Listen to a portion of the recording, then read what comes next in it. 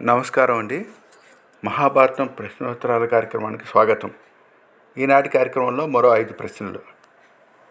కర్ణుడికి సారథ్యం వహించిన శల్యుడు ఎవరి చేతిలో చనిపోయాడు? అది 11వ ప్రశ్న. ఇక 12వ ప్రశ్న, అశ్వత్థామ జెండా గుర్తు ఏంటి? 13వ ప్రశ్న, ద్రోణుడి తండ్రి ఎవరు? 14వ ప్రశ్న, తెలుగులో కవిత్రయం అంటారుగా, వాళ్ళు ఎవరండి? అలాగే 15వ ప్రశ్న, అజ్ఞాతవాసంలో ధర్మరాజు పేరేమిటి? ఈ ప్రశ్నలన్నిటికీ మీరు కామెంట్లో జవాబులు తెలియజేస్తారుగా. నమస్తే.